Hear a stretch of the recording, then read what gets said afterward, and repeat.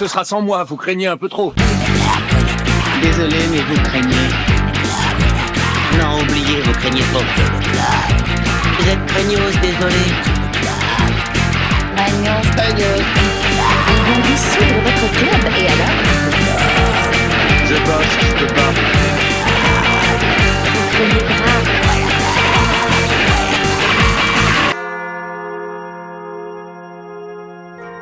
Je savais que c'était impossible de trouver quelqu'un à cette époque de l'année. Je veux pas dire, mais on nous a pas mal traités de craignos. Ça me donne envie de partir aussi.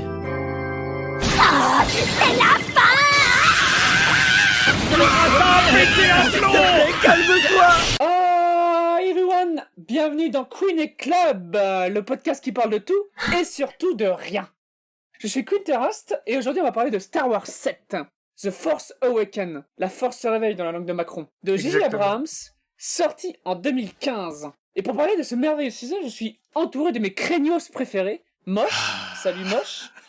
Bonjour. De Sybille, salut Sybille. Bonjour. Et de moi-même, je me suis déjà présenté. On va commencer du coup, non pas par parler du film, mais parler de ce que vous pensez de Star Wars. Parce que Star Wars 7 n'est pas le premier film de la saga Star Wars, en effet. Ah bon Et non, non. Quoi? On m'a menti. Alors, entre guillemets, c'est un peu le premier film, vu comment il pouf Star Wars 4, mais ça, on y reviendra plus tard. Mais du coup, Sybille, c'est quoi ton rapport avec Star Wars?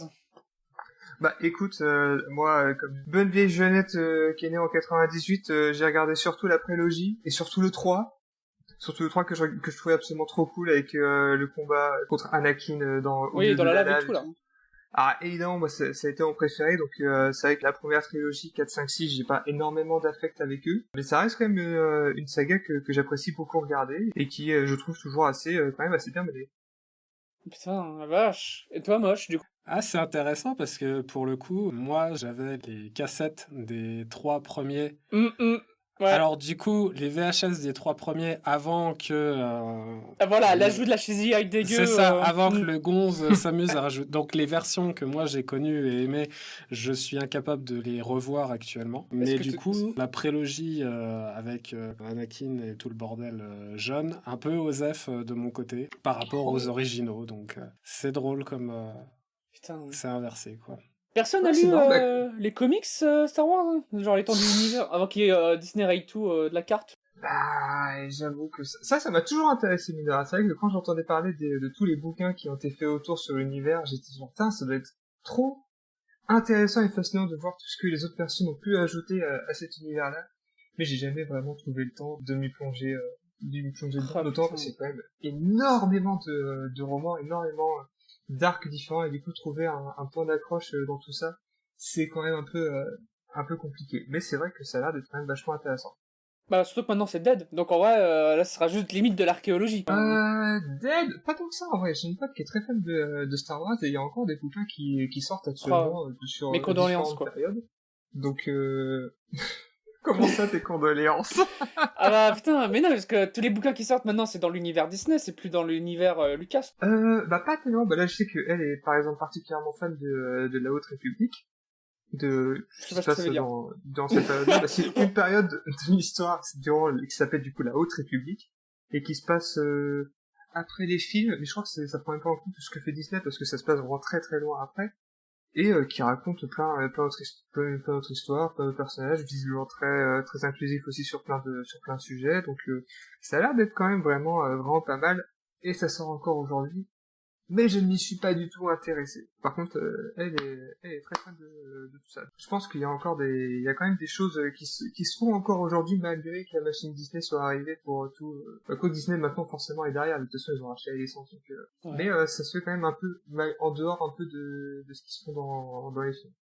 Moi, je trouve ça drôle parce que du coup, moi, mon rapport à Star Wars, il est à peu près proche de celui de Moche, qui est de moi, j'ai regardé les VHS de ma tante. Et donc, du coup, moi, est-ce qu'il y avait déjà Chic Tabac? Est-ce que c'était cette VF là ou pas? Moi, je sais pas si tu te rappelles. Alors là, comme ça me dit rien. Alors, recontextualise-moi. Bah, genre, la première VF, c'était pas genre Chewbacca ça, c'était genre, il disait Chic Tabac. Non, j'avais les bons noms quand même. Moi, je crois qu'aussi, je sais pas, je me rappelle qu'il y avait des vieux trucs dans la vieille version et tout qui a été changé quand il a voulu tout refaire, toi. Mais je sais pas si c'était déjà les papiers VHS. Mais du coup, moi, j'étais... Chic tabac, waouh. Ouais, c'est incroyable. Mais le truc qui me fait trop rire, c'était... Moi, j'ai jamais vraiment été ultra fan de Star Wars. Même si j'ai joué au Lego Star Wars, j'ai joué à peu près à tous les jeux Star Wars qui étaient sortis à l'époque. The Force Unleashed, là, Edgy Man, Edgy Jedi, machin, là, où le mec... il tue toute la famille Skywalker à lui tout seul. Ça, c'est incroyable. C'était à l'époque où, dans les jeux vidéo, on faisait que des persos edgy, une fameuse prototype et tout. Oui. Ouais. Moi, je crois que le vrai truc qui m'a vraiment fait aimer Star Wars quand j'étais petite, c'était le Star Wars Clone Wars de Gan Tartakovsky, où c'est là où j'avais compris qu'il faisait du transmédia. Et c'est là où j'ai compris que 1, j'étais trans, et 2, que j'aimais les médias. Mais... Waouh. Habile. Une pierre, deux coups. Bra. Ouais, t'as vu, bam. Le truc, en fait, je me rappelle, c'était Shock Bar. À un moment, il y a Mace Windu qui écrase la cage thoracique de Grievous dans Clone Wars. Et Ok. c'est pour ça que dans le 3, il respire mal. Et quand j'étais petite, je suis genre, quoi?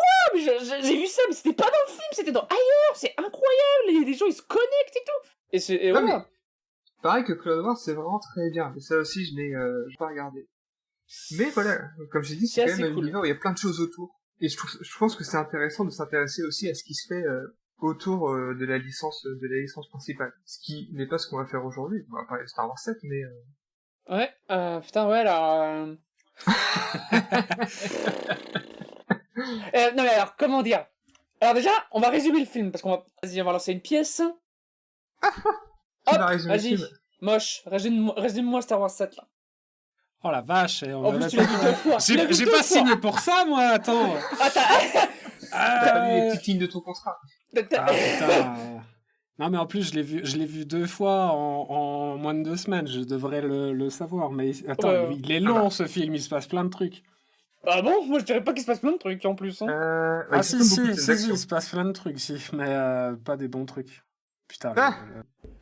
Ok, donc, dans ce Star Wars, tel que nous le dit le petit carton, en fait, le problème, c'est que ça commence déjà mal à partir du moment où il y a le texte. Mais en J'ai gros, noté le ça carton, aussi. le carton nous explique que Luke Skywalker s'est barré, il a disparu, il s'est tiré, et les gonzes essayent de le retrouver. Et donc, tu as le personnage qu'on a au début qui s'appelle Poe Dameron. Ouais, qui est envoyé sur une planète pour récupérer un morceau de carte qui aurait les coordonnées potentiellement de Luke. Ils se font choper par les méchants, ne sont plus l'Empire mais sont le Nouvel Ordre, truc du style. Et à l'intérieur du Nouvel Ordre, il y a un soldat, un simple soldat, dont c'était le premier combat, et le soldat, pendant son premier combat, il est choqué et déçu. Il est très on chaud, l'a- hein. On l'appelle Raffine. Du coup, le pot... Peaufine, c'est rigolo. Le pot, il se fait capturer, mais du coup, le Finn qui a été choc-barre et déçu, il décide de se barrer, parce qu'il est choc-barre et déçu, du coup, il va utiliser Poe pour se barrer. Et alors, en parallèle de ça, on a un troisième personnage qui s'appelle Marissou. Yes Qui s'appelle Ray, mais c'est quand même un peu une énorme Marissou. Qui est en gros une orpheline scavenger toute pauvre qui démonte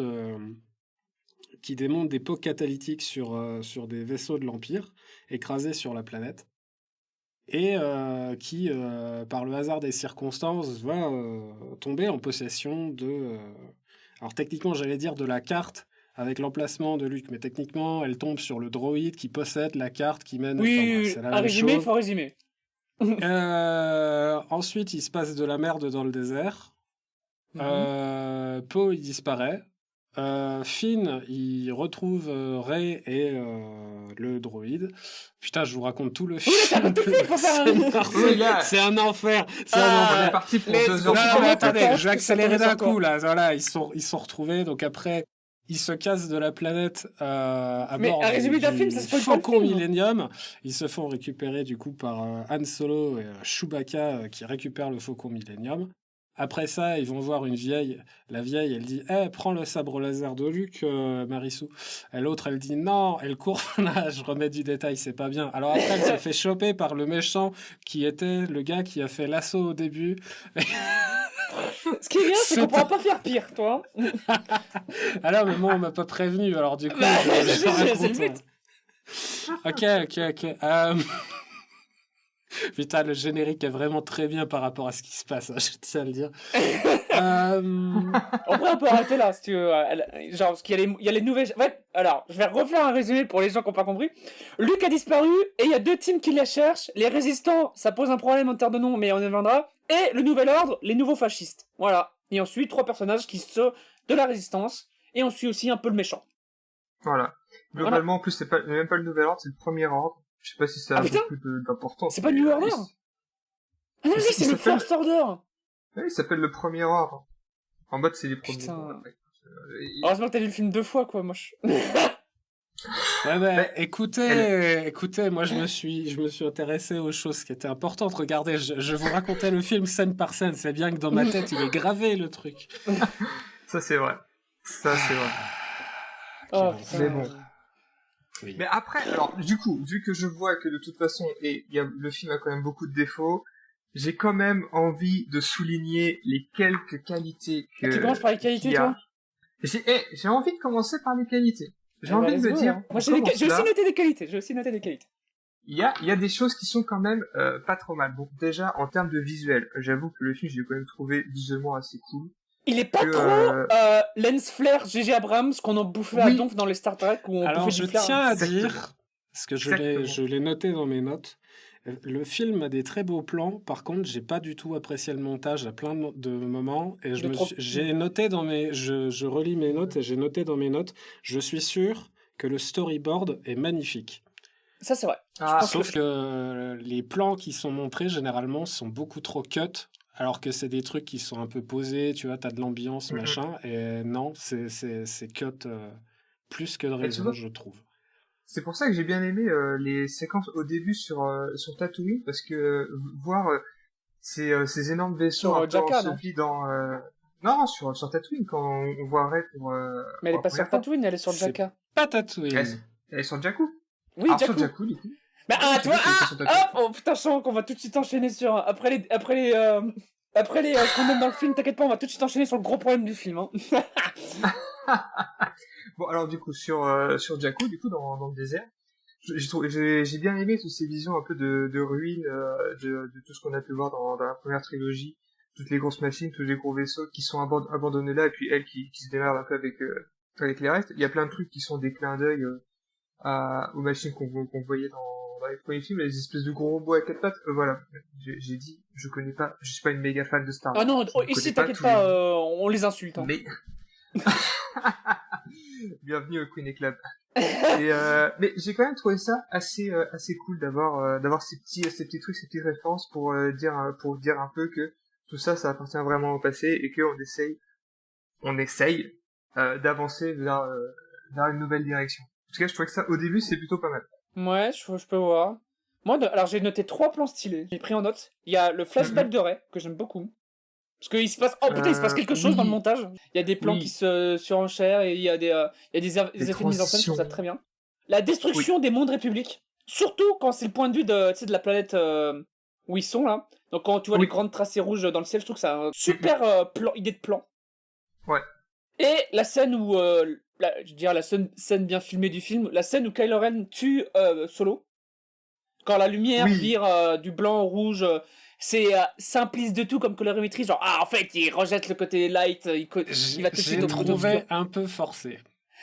Le truc c'est que tout est forcé dans ce truc et je trouve que c'est idée de mise en scène one-on-one, mais je trouve que ça marche bien dans le truc. En plus il y a la musique Mais après c'est vrai que en plus moi j'avoue que cette scène, la première fois que j'ai vu le film au cinéma, cette scène tu vois venir à 1000 km la mort de Han Solo, sachant en plus que Harrison Ford c'est un peu le seul du casting qui est vraiment en mode on voit ce rôle, je m'en bats un peu les couilles. Oui, voilà, tu veux, comme ça, c'est bon, il est débarrassé.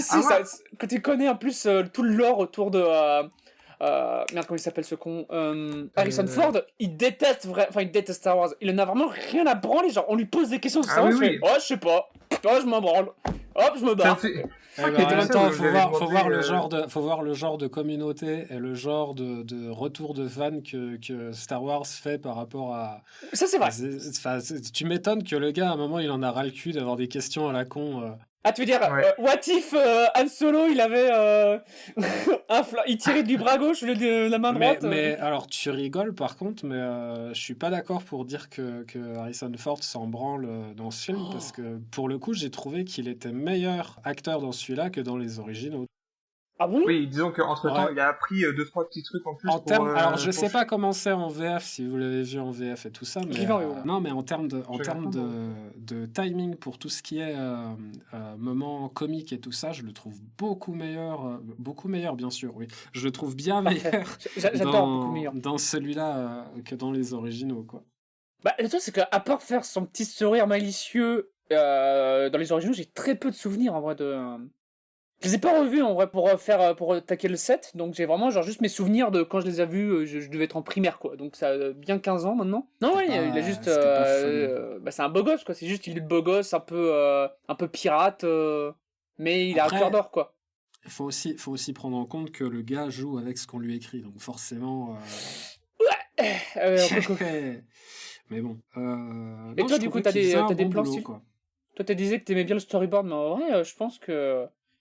C'est typiquement le genre de film où le storyboard est incroyable. En y repensant, il faut que je check. J'ai été, en fait, le premier plan dans le, comment dire, on a un plan au début quand les Stormtroopers vont arriver sur la planète pour attaquer. On a l'intérieur de l'espèce de navette où ils sont tous, façon un peu premier débarquement, tu vois, où, Mhm. et Normandie, putain, tu vois. ça aurait été un plan, alors je dis plan séquence, mais ça aurait été un plan fixe où on a juste silence. Les gars avec les têtes qui gigotent à cause du vaisseau et tout ça, et rien d'autre, ça aurait été parfait. Et on a un espèce de truc ultra cuté, ridicule. J'ai trouvé ça nul. Ça m'a frustré le plan là pour le coup. Mais je trouve en fait que globalement tout ce qui est autour des Stormtroopers est quand même vraiment vite laissé un peu de côté. Enfin, ce qui est assez cool, c'est que ça essaie d'approfondir un peu tout ça en faisant que un des héros soit un Stormtrooper. Mais ça va vraiment pas plus loin que ça. Moi, je Oui, trouvais c'est ça juste- vraiment intéressant si on avait approfondi encore plus pour voir aussi les relations qu'il pouvait y avoir entre eux, Moi, voir un peu comment lui il interagissait avec les autres. En fait, au final, pas du tout. Mais oui, c'est trop drôle. C'est limite son background D&D, quoi. Genre, moi, je suis un ancien Oui. Stormtrooper et je pars à l'aventure. Voilà. Bah, Tu vois, oui, ah bon, bah, ok. c'est très drôle. Alors, je suis partagé parce que en gros, j'ai plein de trucs qui vont pas sur le film. Mhm. Mais en même temps, si je prends un peu de recul, je me rends compte que tout ce que je reproche au film, ça aurait pas pu être fait différemment pour un Star Wars 7, en fait. Mais, Dans le sens dans le sens, en règle générale, quand j'ai une œuvre que j'essaye de critiquer dans le sens de voir vraiment ce que je pense de l'œuvre, j'aime bien faire l'exercice de me dire qu'est-ce que moi j'aurais fait, comment j'aurais fait différemment, comment j'aurais fait pareil, est-ce qu'il y a des choix qui sont faits qui me posent problème.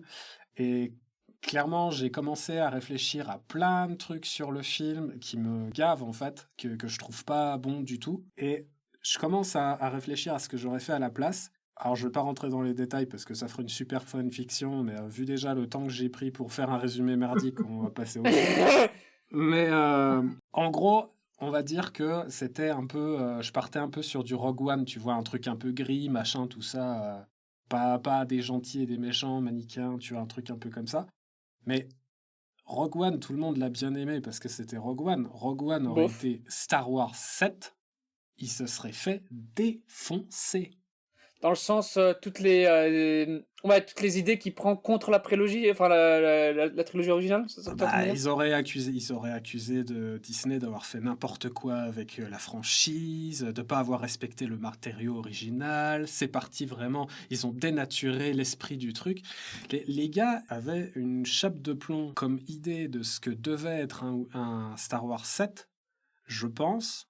Que, oui, effectivement, je peux dire des trucs, et j'en ai relevé plein, du style, ok, le gars, il a un changement, d'attitude par rapport au fait d'être un Stormtrooper, parce qu'il voit un de ses camarades se faire buter devant lui, et genre 15 minutes plus tard, quand il se barre en vaisseau, il balance, il tire sur tout le monde et tout le bordel, et là, il y a pas de problème, tu vois.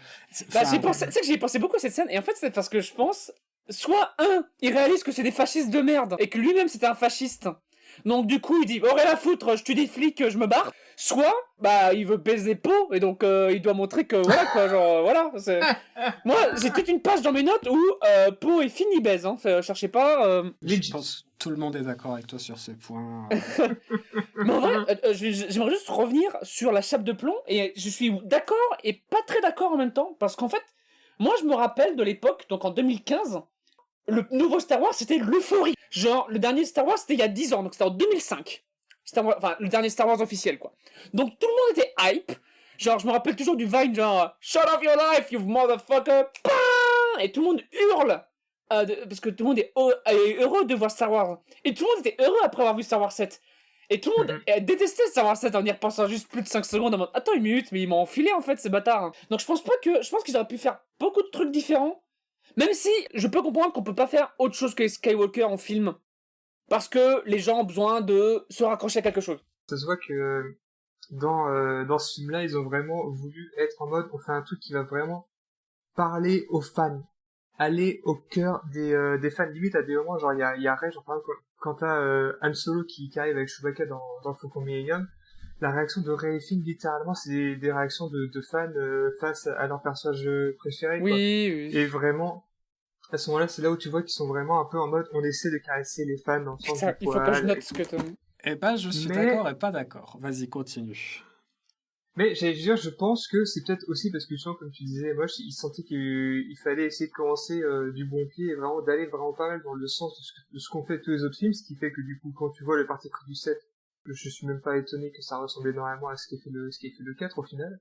Après, quand tu regardes un peu ce qu'ils ont pu faire autour, quand tu vois un peu Rogue One, quand tu vois un peu le Mandalorian, j'ai pas regardé, mais visiblement, ils ont l'air d'avoir pris quelques libertés, d'avoir essayé de créer des choses. Je pense qu'il a fallu avoir un peu ce temps où on relance la licence, on prend un peu la température, on essaie de nouvelles choses. Ce qu'ils n'ont jamais fait, en vrai. Et genre, du coup, moi, je me rappelle, chaque fois que je vois des séries Star Wars, c'est genre, Star Wars Mandalorian, c'est un nouveau truc. Après, on a quoi? On a Star Wars, je sais plus lequel, mais genre, il y a Star Wars Obi-Wan, où ça revient sur Obi-Wan. Il y a Star Wars Ashoka, où ça revient sur Ashoka, qui a été élève d'Anakin. Oh, on a fait un autre Star Wars, sauf que c'est encore lié au Lukeverse. Le seul truc qu'ils ont fait de neuf, c'était Star Wars Visionary. Et non, il y a la Andor. moitié... Andor, ouais, alors Andor, j'ai pas vu, même s'il y a tous les suceurs en mode, non, mais c'est pas comme Star Wars, c'est bien. Et je fais, sans doute. Andor, ça a pas été annulé, ça, d'ailleurs? Non, c'est la saison 2, elle arrive bientôt, d'ailleurs.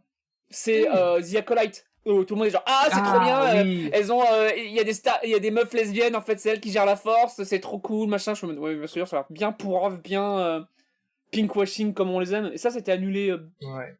Je suis désolé les fans de Star Wars, mais j'aime pas du tout ce que le Star Wars de Disney. Je trouve ça pire côté du capitalisme, en mode nostalgie plus pinkwashing. Ah, meuf. Ah mais non mais je suis tellement pas, enfin, c'est pas que je suis pas d'accord avec toi. Toi t'adores le capitalisme. Le problème, non, c'est pas ça. Je suis pas d'accord avec toi. Moi, le problème que j'ai avec ça, c'est attention, Disney a racheté Star Wars. Alors maintenant, ça va devenir capitaliste. Genre Star Wars, c'était pas déjà une énorme merde capitaliste de base.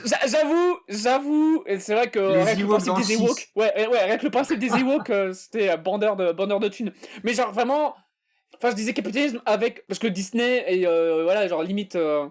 C'est pour ça que moi, j'ai un problème. Le fait qu'en fait, que tout ce film soit juste Star Wars 4, ça me casse les couilles. Même limite le début. Le début, c'est quoi? Le début, c'est on suit un résistant qui reçoit un message. L'Empire attaque, les gens meurent, la personne envoie le message à un droïde qui se barre et se fait capturer.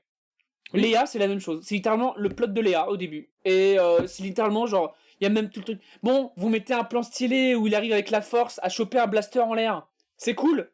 Même si le blaster il disparaît juste après, on sait pas où il atterrit, on sait pas où il finit parce que il disparaît juste de notre conscience quand la caméra le suit pas quoi. Il y a un gros... Et tout le film c'est comme ça, je suis en mode putain mais vous avez vraiment juste rien proposé de neuf quoi. Non. Non. Je suis pas d'accord. Je vais te virer du Queen Club moche. Voilà, bah oui, non, mais pilote déjà viré. Mais en fait, le truc, c'est que il y a effectivement des parallèles tout le long du truc, mais ne voir que les parallèles, c'est quand même un peu chaud parce que il y a, je veux dire, rien que le fait qu'il n'y ait pas d'Obi-Wan dans ce film. Bah si, c'est Han Solo. il meurt au milieu, c'est le mentor de Rey, qui s'en fait un nouveau papa, même Kylo Ren, il le dit, Non, mais- in text dans le film, genre, alors, machin, t'as cru que c'était ton daron, machin, je viens de le buter, comment non, tu te mais sens Mais après, tu peux pas, le truc, tu peux c'est pas que- comparer le rôle des deux. Mais ils ont la même place dans la dièse, enfin, pas dans la dièse, mais dans le scénario. Après, le 4 de base, c'était, quand il y a eu l'histoire du 4, c'est vraiment une narration ultra classique. Ah oui, bien sûr, de base, qu'il avait pris et je tout, donc proteste c'est pas vrai le 4, le... Non, mais ce que je veux dire, c'est que le 4 est une narration ultra classique. Le 7 est pas du tout là pour réinventer quoi que ce soit, même chose que, il était vraiment là pour faire la base de la base. C'est ça que je Au voulais final, dire. vous retrouvez tous les, à peu près des parallèles de partout, c'est même pas si étonnant, en fait. Non, comment dire, c'est ça que je viens de me souvenir que je voulais dire un truc par rapport à la nostalgie et tout ça, et en fait, je crois que c'est c'est une erreur. Le film joue à fond sur la nostalgie et c'est là aussi pour les fans, mais je pense que c'est pas forcément le bon angle pour comprendre pourquoi le film a cette gueule-là, parce qu'en vrai, les fans, ils s'en branlent de revoir le Star Wars 4, tu vois. Genre, pense ils pas l'ont que- déjà vu. Moi, je pense que Star Wars 7, il est aussi... Alors, je vais pas dire surtout là, mais il est en tout cas aussi là pour ramener les kids. Les Oui, non, mais kiddos, comme les l'était la enfants. prélogie, genre, machin, le truc, c'est que... Il y a ça, mais il y a tous les... Tu peux pas dire ça en disant que, genre, si les kids, ils vont voir au cinéma, alors pourquoi tu fais des longs plans quand Han Solo arrive pour la première fois avec Chewbacca, genre, il y a un long plan, bam, tu peux pas faire que Rey et Finn soient fans de Han Solo et Chewbacca. Il y a plein de trucs comme Non, ça, genre... non, mais bien sûr, si, en fait. C'est que le but... Prenons un parti extrêmement cynique. Vas-y, Le je nôtre. pense que c'est même pas ce qui s'est passé, mais prenons un parti extrêmement cynique. Le but, c'est de réiconiser je fais des lapins avec les doigts, réiconiser des personnages qui sont iconiques pour les autres générations en mode speedrun pour les nouvelles générations. Évidemment, la manière la plus grossière que tu peux avoir d'iconiser un personnage, c'est de faire en sorte que les personnages que tu suis trouvent ces personnages trop cool. Si t'as envie que des kids, ils se disent « Oh putain, c'est Han Solo » et ils se le disent en mode « Waouh, c'est un truc de ouf », effectivement, le personnage t'intéresse que quand il soit à l'écran, il soit iconisé. Bah, j'ai pas compris, mais le truc, le ça va lore. contre la diégèse du film. Alors, que moi, je suis pas une connasse qui est en mode, ah, elle est dans le lore, machin, le lore. Mais en vrai, si Rey et Finn adorent Han Solo et Chewbacca, comment ça se fait que les gens pensent que les Jedi, c'est un mythe? Luke Skywalker, il a vaincu l'Empire avec les autres. J'y ai comme si pensé on à faisait ça, genre- ouais. C'est comme si on faisait genre, ah oui, la résistance, j'adore Jean Moulin, et il y a eu que Jean Moulin, il y a pas eu les autres résistants. J'ai dit, bah non, mais ça marche pas. Genre, on peut pas dire, ah oui, Jean Moulin, c'est un mythe, en fait, on sait pas s'il a vraiment existé ou quoi. C'était il y a 20 ans. On est dans les années 60, c'était il y a 20 ans. Ça peut pas Techniquement, le disparaître. film se passe 30 ans après le premier. Ouais, Pas 30 20 ans. ans, 30 ans. Mais Ouais. en vrai, il y a aucun... Alors moi, pour le coup, moi, c'est la partie qui me casse le plus les couilles dans le choix qu'ils ont fait. C'est le fait qu'on ait un Empire 2. Tu vois Oui. Oui. Putain, Oui, c'est mais l'Empire n'a ça, jamais oui. pris fin, incroyable. Ah, Oui. Spoiler. Ça, c'est Spoiler. c'est vraiment la décision de merde d'avoir fait un peu le retour en arrière, d'avoir mis tout ça dans le texte défilant. Ouais, alors Luke Skywalker a disparu, et du coup, il y a un nouvel empire qui est arrivé, mais il se prend appeler le premier ordre. Et ça Bon, n'a ça aucun aussi, sens. c'est- Et Ça ça n'a encore, aucun c'est une sens. idée de Et ça merde. aurait été tellement plus intéressant, justement, Hmm. d'avoir un renversement du rapport de force, de se retrouver avec des fragments de groupes de l'ancien empire qui soient chacun dans leur coin à faire leur petite guéguerre et à faire Ouais. des manigances. Les Ça facheux aurait qui s'entraînent été en Ukraine et les facheux qui s'entraînent en Pologne. tellement plus intéressant. Mais surtout, créer aussi un autre problème, c'est que, du coup, l'Empire est dead. Et c'est la République qui domine. Mais du coup, la résistance, elle fait quoi? Elle résiste Oui. contre Pourquoi quoi? D'où c'est la résistance? Oui, Pourquoi c'est t'as pas la besoin résistance, c'est d'une l'État. résistance, tu vois? Ils bossent pour l'État. Et en fait, t'aurais voulu voir. En fait, genre, pour rendre ça cool et garder le côté résistance, tu fais que la République devient fasciste. Limite, tu repars à la prélogie, en mode, ah, la République est encore tombée, parce qu'ils ont un nouveau Palpatine, genre Schnock, qu'au lieu de le Du mettre Schnock. dirigeant machin, tu le mets dirigeant de la République. Bah et comme oui. ça, la résistance, elle est au courant. En fait, la résistance, c'est LFI. Elle est au courant que la République, c'est de la merde, parce que le PS a trahi. Voilà, genre. Ouais. mais non, parce qu'en fait, il faut garder le design des Stormtroopers, parce qu'il faut les vendre. Ah non, Et- non, attends. Ah, non, si, non, si. Attends, Ah, si, si. mais non, parce que, attends, est-ce que tu te souviens de la scène, je pars n'importe comment, est-ce que tu te souviens de, où est-ce que tu as vu déjà le film Lord of War avec Nicolas Cage qui joue un marchand d'armes, machin? Ça fait longtemps que je l'ai pas vu, mais je vois ce que Ok, c'est. mais en gros, imagine, tu fais un parallèle entre, comment dire, l'Empire qui vient de se casser la gueule avec ce qui se passe dans le film Lord of War. Du coup, t'as le bloc soviétique qui se casse la gueule. Du coup, t'as des généraux et tout le bordel qui vendent comme ça à la sauvette tout ce qui est armement militaire et tout le bordel. Mhm. En vrai, si tu voulais avoir du design de Stormtroopers qui viennent de l'Empire ou qui a été modifié, machin, et qui se retrouvent quand même dans l'histoire, il y a moyen d'avoir absolument tout le matos en changeant les factions, en fait. C'est Oui, totalement en plus, c'est possible. bien parce Et que c'est tu fais des encore couleurs plus différentes. intéressant. C'est encore plus intéressant, c'est que du coup, si tu changes les factions, ça veut dire que tes Stormtroopers, il va falloir que tu fasses en sorte de les différencier avec des signes distinctifs. Et tu peux Bien rendre sûr. ça beaucoup plus intéressant visuellement. Sauf que ça, c'est une bonne idée. Sauf que ça, c'est une bonne idée. Mais le truc, c'est que ton truc de ouais, mais là, on peut faire en sorte que la République soit devenue fasciste et tout le machin. Bah, pour moi, c'est facile. En plus, tu fais juste dire la résistance, elle reste la même. Pour les kids, franchement, je suis pas sûr. Mais, que ce soit- nous, on a grandi avec la prélogie, on a grandi avec des machins qui parlent de commerce et trucs comme ça et tout. On n'avait rien compris à l'époque aussi, c'est pas grave, hein. Ah C'est oui, genre. mais alors, le problème, c'est que moi, je pars du principe que la deuxième trilogie, c'est de la daube. Enfin, Ah, t'es pas en mode. bah, en mode, franchement, j'aurais commencé par celle-là, je me serais fait chier à un point incroyable. Hein. Putain, elle a raison. C'est vrai que la menace fantôme, c'est de la merde. Et Attaque des clones, faut pas en parler. Mais il y a le 3, il est pas mal. Non, c'est faux en plus. Écoute, j'ai revu les deux trilogies l'année dernière. Hein. Donc, moi, j'ai un avis assez clair et putain, mais non, quoi. Non.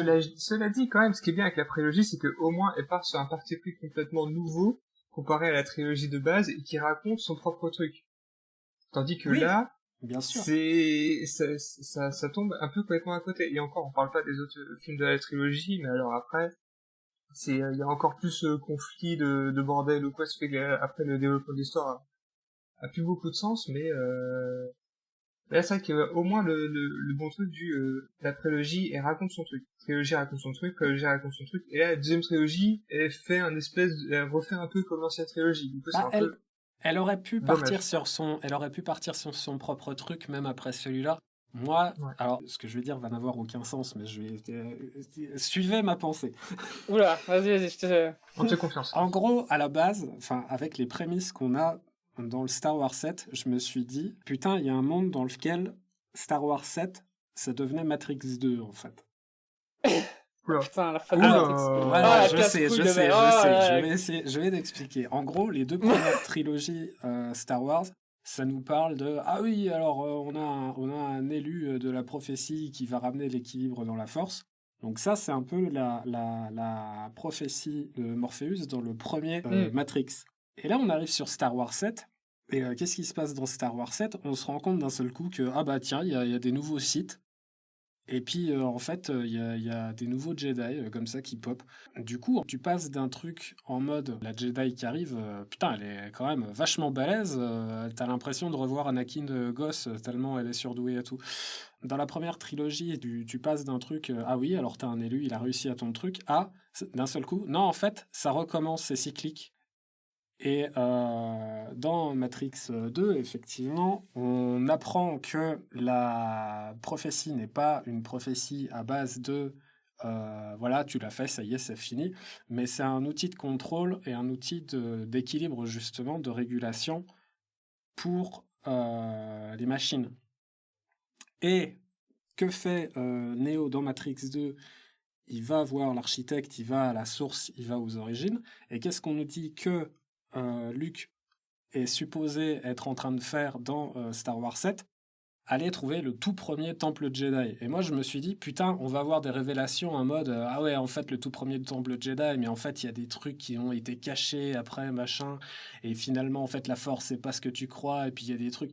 Et je me suis dit, putain, il y a totalement moyen que ça nous en dise un peu plus sur ce qui est censé être l'équilibre dans la Force, et qu'on parte sur un vrai discours par rapport à ça. Et en fait, non, on nous a dit ah ben non, parce qu'en fait, c'est toujours Skywalker, et puis Palpatine, et puis en fait, tout ça, c'est la même famille, et puis démerdez-vous. Oh putain, ça, ça c'est un truc, genre, le 8, il a beaucoup de défauts, mais je lui reprocherai jamais d'être original.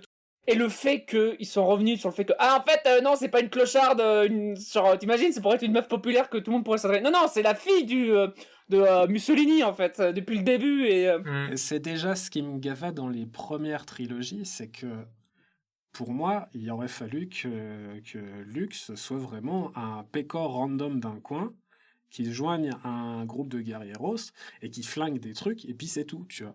tu veux dire, en fait t'aurais aimé que le film sur les 7 samouraïs de Kurosawa, c'est ce que tu es en train de me dire? Bah, je suis en train de te dire que je n'ai jamais vu ce film dans la mesure où je suis la personne de ce podcast qui n'a rien vu et ne connaît rien. Donc, Mais du coup, Mais non. quand Sibyl, toi, tu penses quoi de ça, là, de tout ce bordel sur l'Empire qui n'a jamais pris fin, mais qui est là quand même Je trouve que franchement, ça a été le pire développement qu'ils auraient pu faire, parce que justement, tu faisais un peu Moi, tu faisais la parallèle avec Matrix 1 et Matrix 2.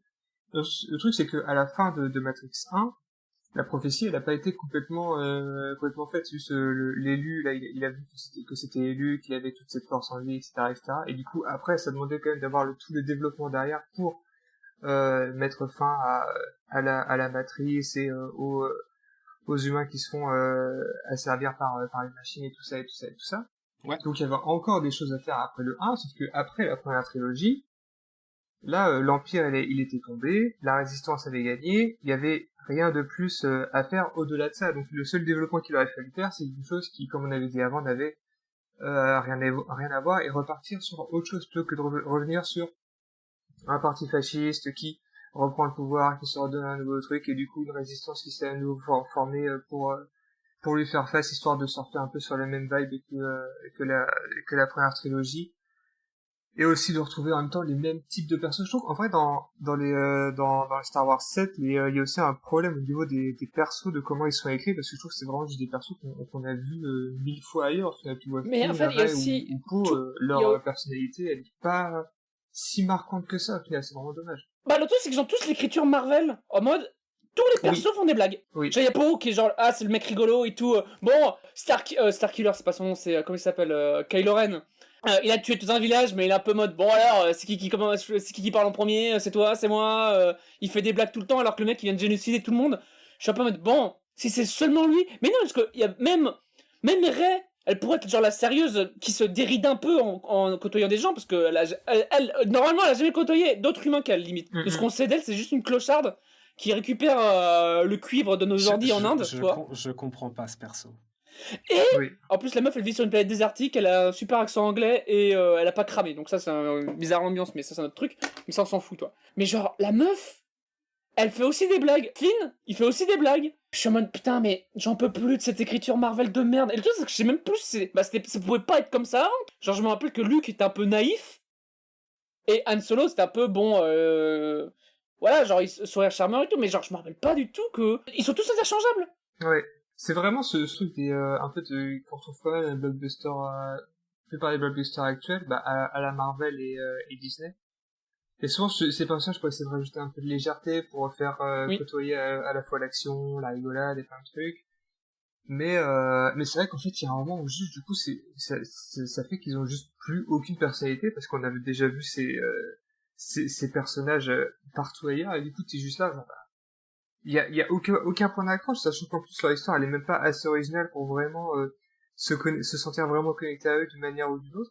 Alors j'imagine que pour les enfants pour qui c'est genre le premier Star Wars, alors là oui du coup ça va ouais, forcément ouais. une meilleure du autre. Si c'est le premier film de genre si tu remontes le temps en 1904 et que tu montes Star Wars 7, oui forcément il va trouver ça incroyable, mais on est genre en termes de film soi-même il y a un problème. Ça va être les premiers personnages qu'ils voient comme ça, forcément pour eux ça va avoir un nouveau, ils vont les trouver sûrement attachants, contrairement à nous qui avons déjà vu ces personnages 1000 fois ailleurs, et du coup on se dit juste c'était le tel perso qu'on a déjà vu dans d'autres trucs quoi. Donc, du coup c'est juste chiant, mais je pense que justement Disney a beaucoup pensé à ça aussi. Moi je trouve que ça va aussi à l'encontre du film, parce que autant faire des blagues tout le temps quand ça casse les couilles, mais ça va, mais genre ça va non, mais enfin on fait avec on va dire, mais quand ils ruinent des scènes qui doivent être la scène où Han Solo revoit Leia, donc entre guillemets nous aussi, parce que nous ça fait genre bien plus de une vingtaine, trentaine d'années, 40 ans qu'on n'a pas vu les gens de la Star Wars, toi.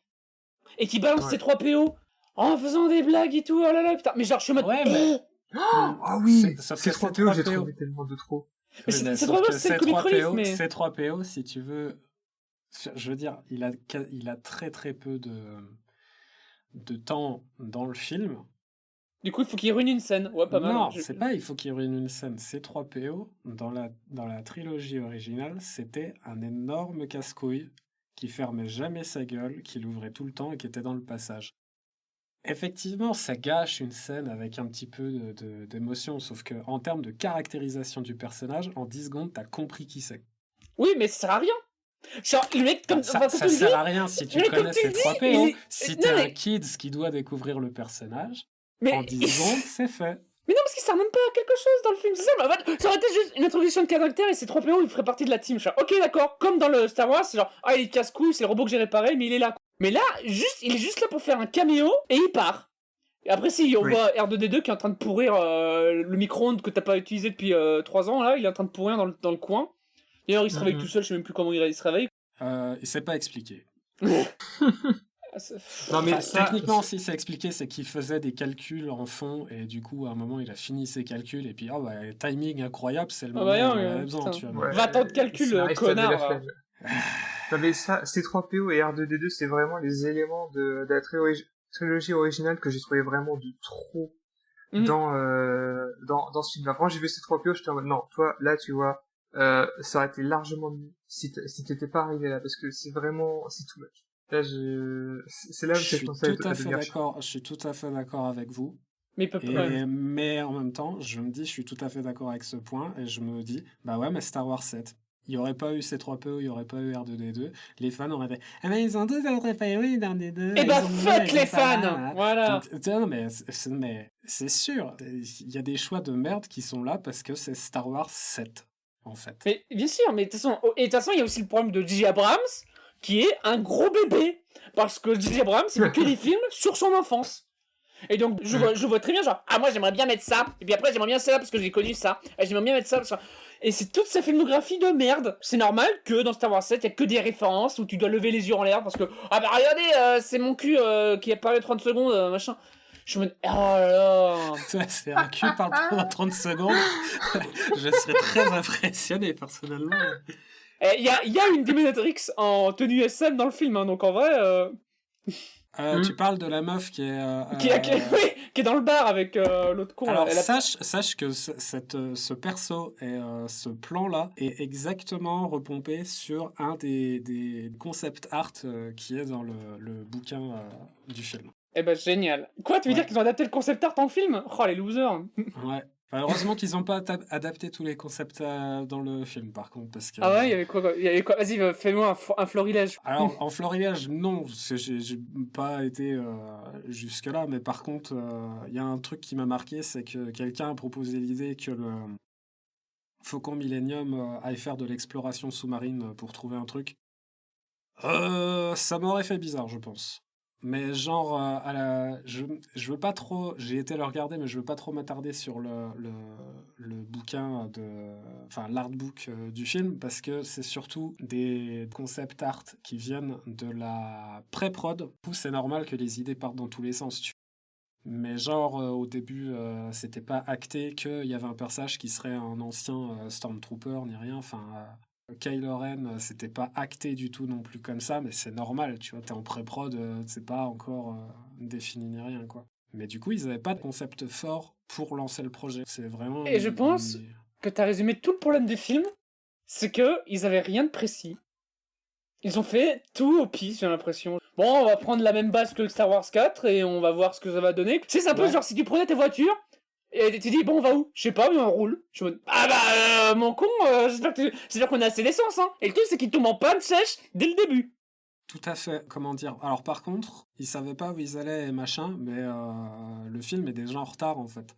C'est que pour moi, faire un film avec où tu reprends Mark Hamill, Harrison Ford, Carrie Fisher et tout le bordel pour faire le truc, ça aurait dû être fait 10 ans plus tôt, minimum.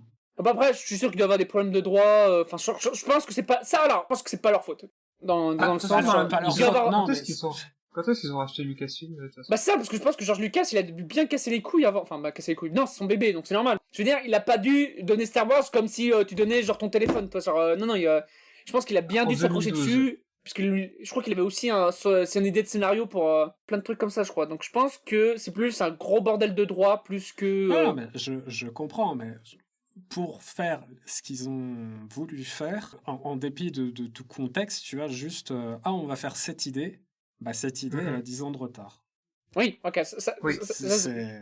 Ouais, de toute façon, dès qu'ils ont acquis, vu qu'ils l'ont acquis en 2012, le film est sorti en 2015, dès qu'ils l'ont eu direct, ils ont commencé à plancher sur des idées pour savoir qu'est-ce qu'ils pourraient faire pour une suite. Déjà, ils ont commencé à bosser sur le film dès qu'ils ont pu, quoi. C'est vrai que c'est George Lucas qui, lui, était en mode Star Wars, c'est fini, moi, j'y touche plus. Hein. Je pense qu'il voulait faire forcément quelque chose, sauf qu'on connaît tous le backlash qu'a eu la prélogie. La preuve, vous l'avez entendu dans le podcast. Mais je comprends que lui, c'est un peu refroidi. Bon, après, il fallait savoir écrire des films, mais ça, c'est un autre problème. Mais je peux comprendre. D'ailleurs, ici, on n'est pas du tout genre, mais en fait, la prélogie, c'était pas mal. Non, c'est pas parce que les choses maintenant sont horribles que avant c'était mieux. Ça ne marche pas comme ça, les gens. Hein. Je vois venir, là. Non, en vrai, c'est pas mal, la prélogie. Bah, je tiens à dire que moi, pour avoir vu, du coup, Non, techniquement, j'ai vu les 9 l'année dernière à la suite, du coup... Voilà. Pour les faire découvrir à quelqu'un. Il n'y en a pas un seul qui relève le niveau. Hein. À revoir, il n'y en a pas un seul de bien, je trouve, hein, perso. Mais, dans la prélogie, dans Star Wars en entier.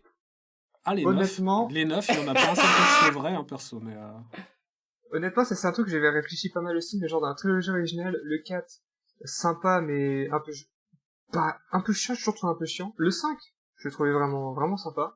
Le 6 casse les couilles, notamment à cause des Ewoks. Il y a plein de trucs qui me saoulent dans celui-là. Après, le premier et le deuxième, bon, un peu chiant, mais il y a des bonnes choses. Il y a Dark Maul qui sauve le 1. Après, le 3, moi, je le trouve super cool dans tout, dans tout, parce que bon, ça, c'est encore ma vision de jeune fille, toute gamine qui voit ça, fait, waouh, trop cool, le combat, ça va. La nostalgie est un poison.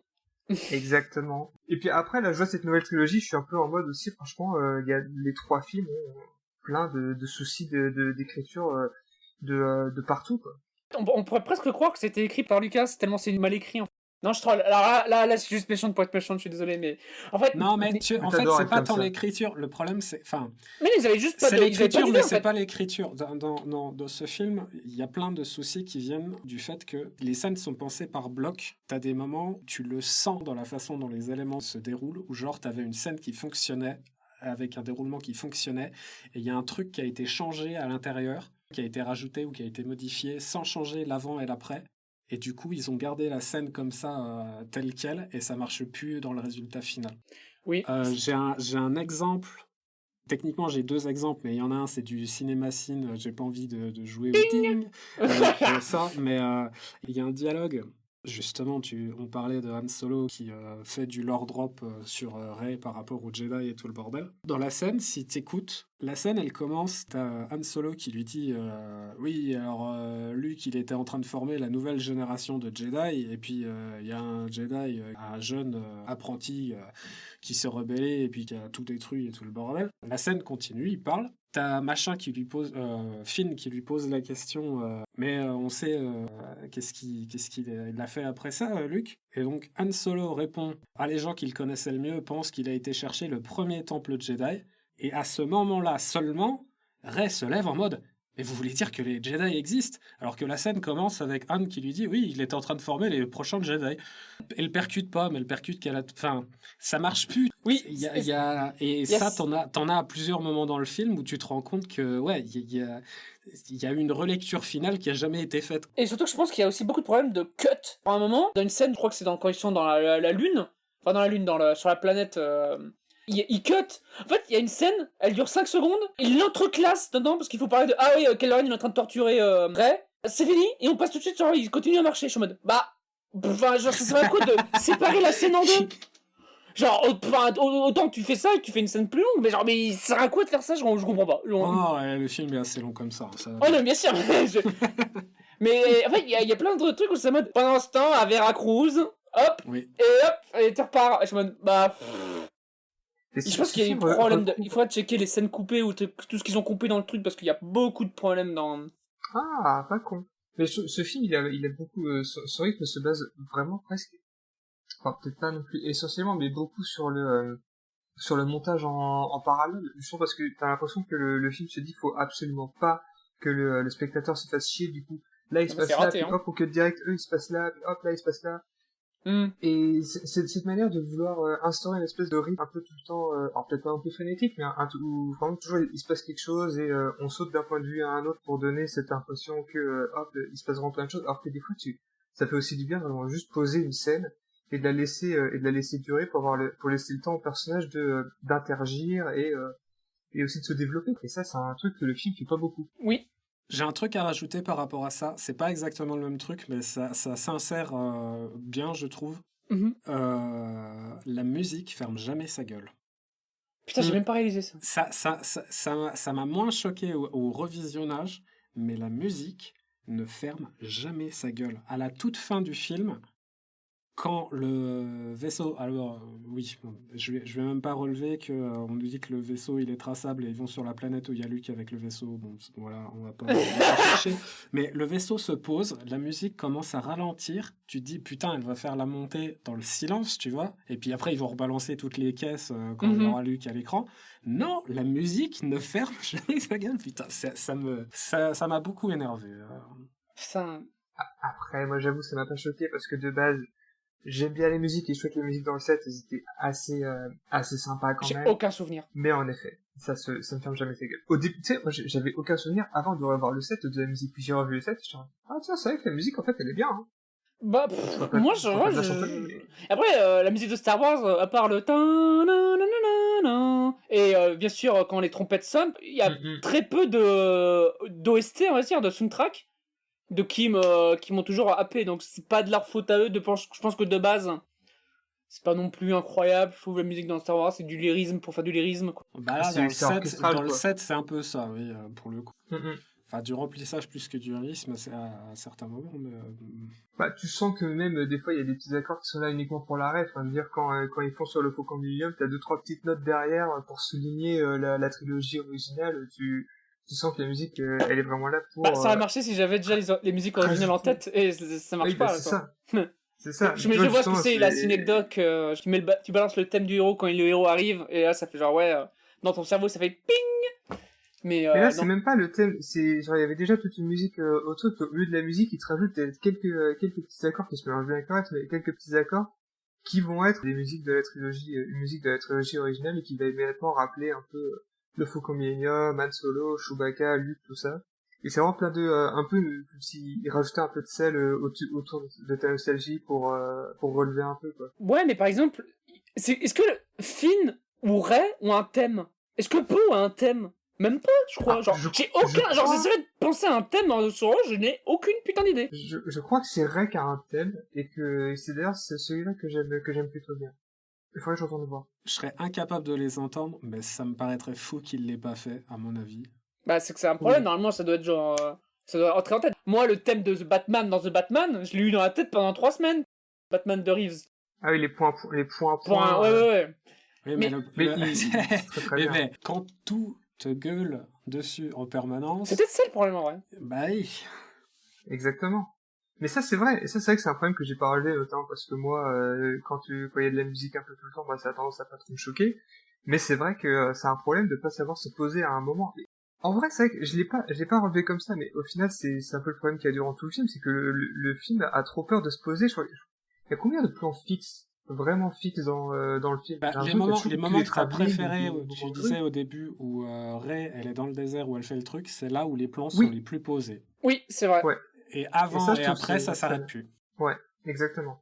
Parce qu'il y a toujours, genre, des travelling circulaires, des travelling en des champs contre champs, tout le temps. Champ contre champ. Ah, qu'est-ce que t'en... Ah si. Mais tu sais, c'est même pas dans mes scènes préférées, genre, quand il détruit la planète, il pourrait faire un super plan long sur le fait qu'on voit un gros rayon laser rouge traverser le ciel et tout, sauf qu'ils le font pas parce qu'ils font un plan sur les héros qui regardent la truc comme si nous, ils étaient trop cons, genre, ah bah, ils vont regarder le pied, genre... Oui, forcément, ils voient ce qui se passe. Et il y a genre... le cut, c'est une mitraillette. Ça fait genre bam, planète, bam, méchant, bam, Kelleran qui voit le truc rouge, bam, les héros, bam, la planète, on voit la planète, bam, on voit la République, bam, on recut sur les héros qui regardent, bam, la planète explose, bam, Kelleran est content, bam, on retourne sur les héros qui sont horrifiés. Je fais, mais calmez-vous, mais putain, mais... ils ont genre c'est un TikTok l'explosion de.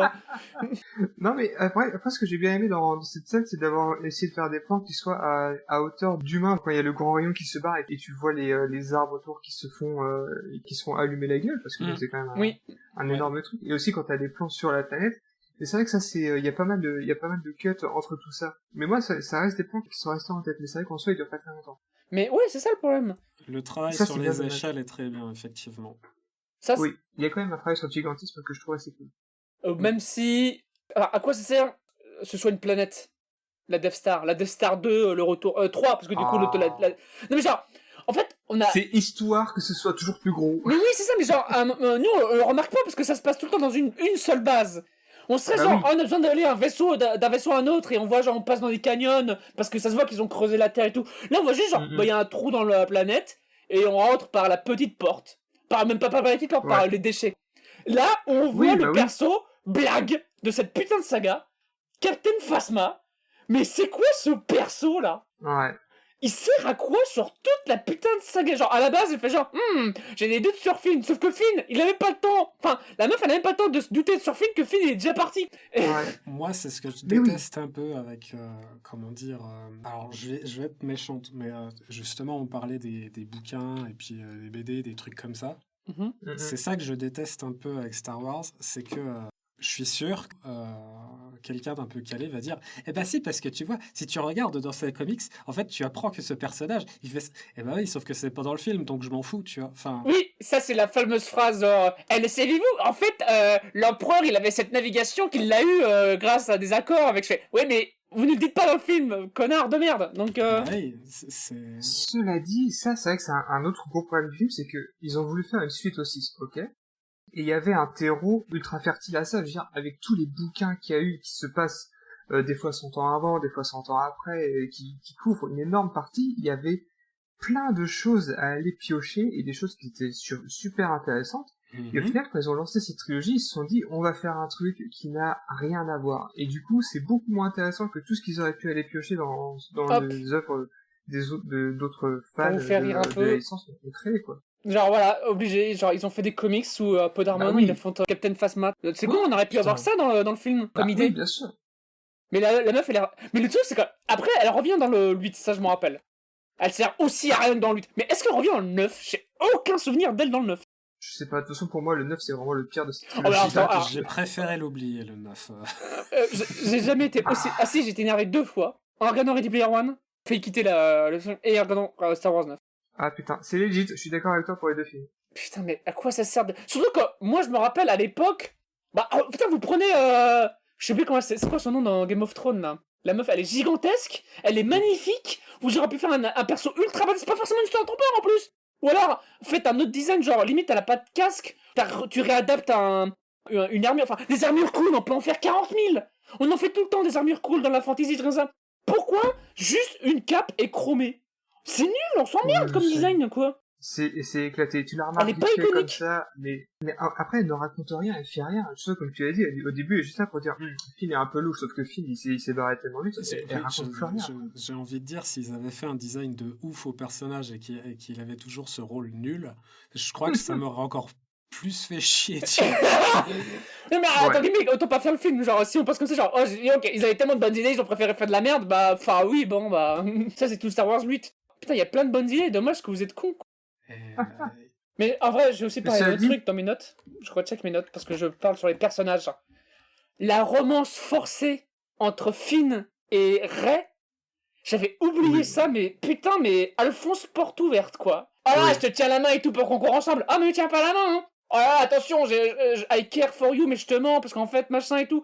Et en fait, à la fin, il lui fait un bisou. Je me dis, mais putain, ils ont... Il y a plus... Alors, c'est pas parce que je suis une fille de de merde, hein, et que je ship P et Finn, mais ils ont largement beaucoup plus d'alchimie entre eux que Finn et Rey ont, surtout que... Oui, mais... Vas-y. Bah, mais surtout qu'ils se rencontrent, et Rey lui casse la gueule, et il y a le bot flic, on dirait on dirait un flic américain, quoi, il le tasse tout le temps, genre, calme ton cul, mec. Oui, mais regarde, tu disais, ah ouais, mais ça pompe sur la trilogie originale, machin, ça fait pareil. Ouais, mais techniquement, le coup du triangle amoureux, du coup, on l'a. Ah bon? Oui. Sauf qu'au lieu que ce soit Léa avec deux mecs, du coup, c'est Finn avec un mec et une meuf. Bah non, parce que le truc, comment pourrais-je dire? En fait, t'y crois pas du tout entre Ray et Finn. Enfin, c'est même pas un truc, c'est pas un truc, c'est une ligne. J'ai pas dit que C'est une c'était ligne. bien fait, j'ai dit que c'était rigolo. Oh là là, tout de suite. C'est genre 1, non, c'est genre 2 et amoureux de 1, et 3 et amoureux de 2. Mais c'est pas un triangle, ça, c'est une ligne.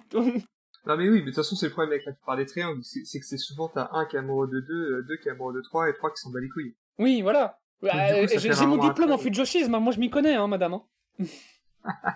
Mais ouais, non, mais en plus, c'est très vas-y. drôle de se dire que l'acteur Oscar Isaac, il a insisté de Et pour qu'il y ait vraiment une romance entre l'acteur de lui Finn aussi.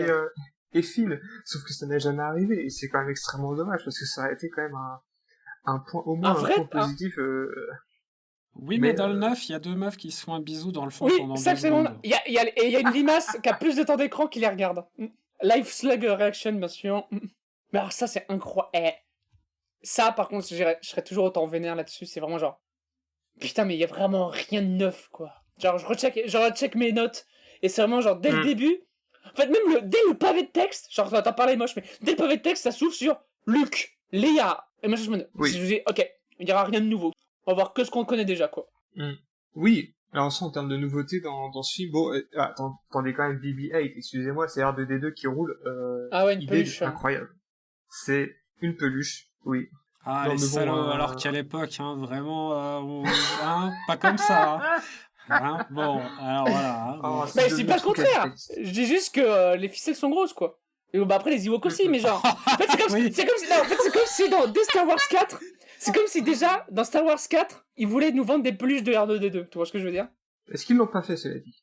Non, bah non, pas. Enfin, est-ce qu'il y avait déjà prévu de vendre des jouets de Star Wars? Alors peut-être pas Bien des sûr quatre, que oui. ouais. Bien sûr. C'est pas parce que j'ai déjà préparé toutes les peluches de Sibyl à vendre pour notre podcast que tout le monde est aussi. Qui veut acheter une Sibyl 99,99 hein, bien sûr, hein, commandé sur Bien sûr. sur queeneclub.com. Je n'en attendais pas moins que ça. Non mais c'est vrai qu'en plus, Lucas, quand tu vois un peu les films qu'il a fait avant Star Wars, tu te dis que il avait peut-être pas nécessairement le côté marchand directement en tête en faisant le 4. Et après, en voyant tout l'engouement qu'il y a eu, c'est dit, bah attends, il y a un truc à faire en fait. Et après, la machine à tuer s'est lancée. Ouais. Non mais après, sinon, en autre point positif, le combat de Rey et Kylo sur la planète qui s'effondre, je trouvais ça assez stylé. J'ai fait franchement... Le problème, C'est pas mal. c'est quoi? Le problème, c'est qu'il aurait bien marché, mais il y avait Finn avant, et du coup, on réduit le rôle de Finn, qui se fait casser la gueule quand même plein de fois dans le film. Mais limite, c'est un punching ball, le mec. Sauf que c'est pas un comic relief. Oui. Finn, Alors, c'est pas le non, comic même pas. relief. Enfin, Je il y a tiens des à blagues. dire, loin de moi faire du power scaling à la con, parce que je fais jamais ça d'habitude. Ah, tu penses que mais, Goku peut battre Kylo Ren? genre, le film avec son sabre laser, il se fait bolos par un espèce de Stormtrooper avec une matraque électrique. Et après, il passe 3 minutes en combat avec Kylo Ren à être à peu près à égalité. Il arrive à le blesser à l'épaule. Bon, je veux dire, faut une promotion pour ce Stormtrooper déjà. Il est mort. Il est dead. Mais alors du coup, Rey, qui a totalement bolos Finn au début du film et qu'on a vu tabasser 2 mecs, qui essayaient de voler le droïde au début. Oui. Après, elle en chie contre Kylo Ren, qui est donc blessé au bide et à l'épaule par Finn, pendant le combat de sabre laser à la fin. Non mais c'est des blessures de shonen, tu sais, ça te compte pas vraiment. Bah, attendez, Ouais, on va mais tout de suite- je comprends pas parce que il y a des trucs qui me posent problème avec Rey parce que je considère que c'est une Marissou. C'est un élément du film où ils avaient bien mis en place le fait qu'elle était capable de se tabasser la gueule et de se battre. Et en fait, ils le respectent pas à la fin. C'est con. En fait, on va tout de suite carrément faire, je l'ai noté dans mes notes, la question qui fâche, Rey, Marissou ou pas? Parce Oui. que le truc, c'est que son écriture est inconsistante. Et surtout qu'elle est bordélique. La meuf, elle s'est pas tirée au blaster, genre elle fait genre, ah machin, elle tire mal une fois, puis après elle fait que des têtes. La meuf, c'est John Wick. Elle conduit Voilà, oui. mieux. Vas-y. Elle conduit mieux le Faucon Millennium. Elle connaît mieux que Han Solo. Ah non, mais en fait, il fallait faire le reconducteur, machin, je l'ai enlevé, ou le Alors, condensateur, mon cul. à la limite, qu'elle connaisse la mécanique, pourquoi pas, parce qu'elle démonte des vaisseaux et tout le bordel, mais qu'elle pilote, ça Mais oui. nous a jamais été Et surtout, montré. Mais surtout qu'on sait tous, enfin, ils le disent aussi bien dans la trilogie originale que dans celui-là, que le Faucon Millennium, c'est de la merde. C'est la bagnole de ton grand-père qui tombe en rade. Tu vois, c'est ce truc de merde. Oui. Je sais pas si vous avez déjà monté dans une 2 chevaux, mais si t'es habitué à conduire des voitures normales, et que tu conduis un putain de 2 chevaux, c'est pas la même chose, hein. Tu vas être déconcentré, ça c'est sûr, hein. Oui. Mais alors, pour moi, personnellement, la vraie scène qui me pose problème et qui me fait dire que ce personnage est une Marisu, c'est justement la scène où ils se tiennent la main pendant l'attaque des Stormtroopers. Mhm. T'as un personnage qui était un Stormtrooper, qui a du coup un entraînement militaire, qui a connu du coup, le combat, même s'il l'a fait qu'une fois et que ça lui a pas spécialement plu. Et t'as un personnage qui a passé sa vie à démonter des vaisseaux dans son désert de Pecor. Lequel de ces personnages est censé avoir peur d'un raid aérien et être paniqué, et lequel de ces personnages est censé avoir la tête sur ses épaules? Après, ça encore, ça me dérange pas trop parce que j'ai vu assez de films de guerre pour savoir que les troufions, c'est les troufions. Comment pourrais-je dire? Ça ne dérange pas. Même si ça Attends, a la sa meuf propre a aucune raison d'être détendue quand t'as 2 avions qui lui foncent sur la gueule et qui lui tirent dessus, quoi. Ça c'est vrai. Mais le truc, c'est que mon perso, elle a grandi dans les bas-fonds, donc elle sait se battre. Elle a ce sens-là. Oui, quoi. alors oui, pour la baston, je suis d'accord. Mais justement, c'est pour ça que j'insiste sur le fait que c'est un assaut aérien. C'est ok, la meuf sait se battre, et justement pour le combat avec Kylo Ren à la fin, c'est pour ça que ça me paraissait bizarre que ça soit pas plus équilibré que ça par rapport à ça. Mais c'est pas parce que, je veux dire, t'as eu une enfance difficile dans les favelas, c'est pas pour ça que d'un seul coup tu vois débarquer des drones, t'es tranquille. C'est pas comme ça que ça fonctionne. Oui, y a pas, justement, on parle de power scaling, là le power scaling est assez vénère. Ça se passe comme ça quand t'es dans la tête d'une personne qui sait absolument pas comment ça se passe et qui se dit que, ouais, non, mais elle a vécu des trucs durs, du coup ça elle peut gérer, alors que tu sais pas du tout. En fait, le truc, c'est que l'écriture de Rey est faut que je check les scénaristes parce que je pense qu'il y a pas de meuf. S'il y a une meuf à l'écriture, c'est qu'il y a un problème parce que genre. En fait, ça se voit que il faut rendre ce perso cool pour les filles, mais genre du coup elle sait tout faire et du coup il y a un problème. Et le truc c'est qu'en fait je me dis, mais est-ce que ça aurait été un mec j'aurais vraiment tiqué? En fait ça c'est un vrai truc que je me demande, mais je pense que c'est aussi lié au fait que Finn il ne sait rien faire. Finn il sait, qu'est-ce qu'il fait Finn dans le film en vrai, à part se faire casser la gueule? Techniquement Poe est aussi compétente que Rey, sauf que Poe est compétent. On le montre que dans des trucs où c'est normal qu'il soit compétent. Oui, il est compétent en chef de résistance en faisant des trucs de résistance. Oui, ça c'est normal. C'est ça. Et il craque, il craque sous la torture, alors que Rey ne craque pas sous la torture, machin. Enfin, il y a une seule scène où Rey est vraiment mise en difficulté, c'est Rey qui récupère le sabre laser, a un flashback de ses parents et du coup a un PTSD. Oui. Et d'ailleurs, je parlais d'exemples de moments où ils ont rajouté un truc à l'intérieur de la scène et du coup ça marche plus. Ça, c'est un excellent exemple aussi. T'as la scène où du coup Rey, elle sort de la pièce, elle est vraiment choquée et tout le bordel.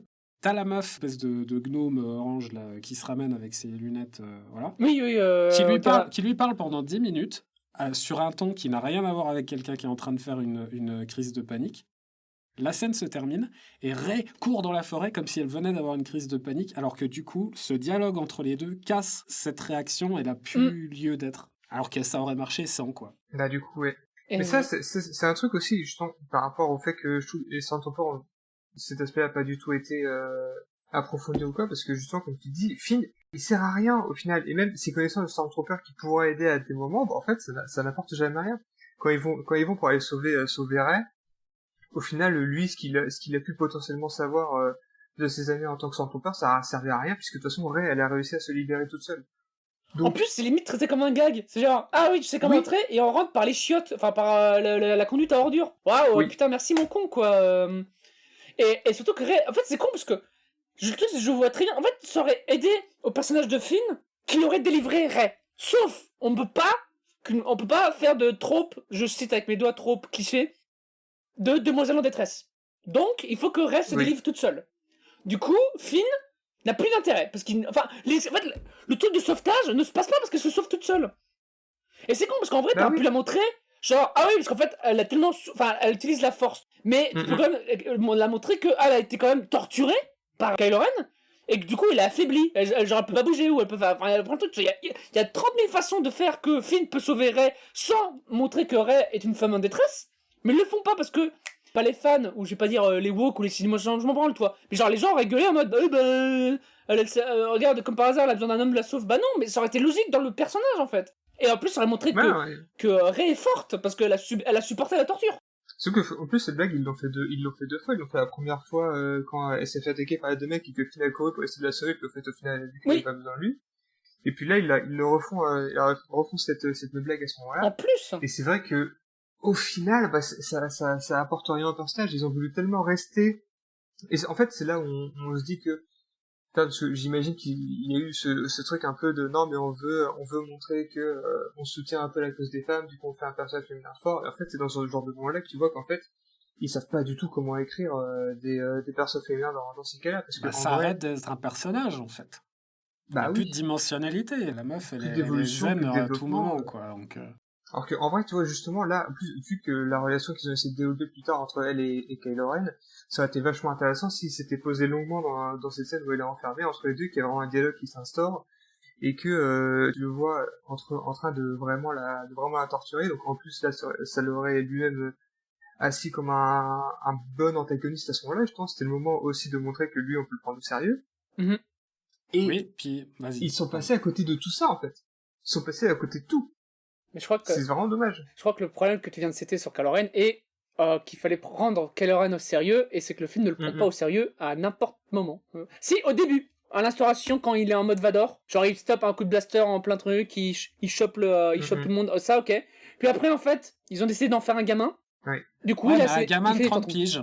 Oui, ça c'est incroyable. En vrai, ça va. Je trouve que ça passe un peu. Il fait plus début vingtaine. Ouais. Mais dans la diégèse, non. Je trouve que la scène aussi où ils le prennent peut-être un peu plus au sérieux, c'est lorsqu'il tue son daron, Han Solo. Mais je trouve que justement la mise en scène, elle en fait tellement des caisses tout autour que honnêtement tu le vois venir un peu à 1000 km. Oui. Et du coup à un moment t'es juste là à dire bon allez vas-y c'est bon embroche-le, on a compris. De toute façon Harrison Ford lui en a marre. Limite t'aurais pu en fait faire Kylo se range du côté des gentils, même si genre il ment toi, on s'en fout. Mais genre il les accompagne à la sortie et là bam il le tue. Comme ça fait twist dans le twist. Enfin, je pense que d'ailleurs en le tuant il aurait dû le décapiter de manière bien sale et non ça a pu être pour les enfants. Non. La seule scène sale. Ah non, mais ta scène de torture de 20 minutes, ça aurait pas été pour les gosses. Oui, c'est pas 20 minutes, mais tu mets genre 5 minutes. Ouais, pour les enfants, ils aiment bien les scènes de torture, les enfants. Plan séquence de 20 minutes. Non, mais en vrai, en parlant de scène sale, la seule scène sale. Putain, dites scène sale dans. Vite, ça va être compliqué. Mais genre, la seule scène sale dans tout Star Wars, dans toute la saga Star Wars, c'est la scène qui n'a aucune cohérence. C'est la scène où un Stormtrooper est touché et met sa main ensanglantée sur le casque de Finn. Alors non, il y a une autre scène sale. Non, mais je veux dire, je veux dire, les blasters, c'est du laser. Les lasers, ça cautérise. Tu ne saignes pas, en fait. Ça ne marche pas, de base. C'est toqué en tombant. Non, mais, voilà. Moi, je trouve ça... Après, je l'ai même écrit, Simone, je suis un peu en mode, c'est cool. Genre, si c'est dans la règle du cool, ça passe, tu vois, genre... Ok, c'est cool. Le Stormtrooper avec le casque avec une main en sang dessus, je trouve ça génial. C'est une bonne idée. Mais il aurait fallu de le faire autrement, genre les autochtones, ils ont des lances, tu vois.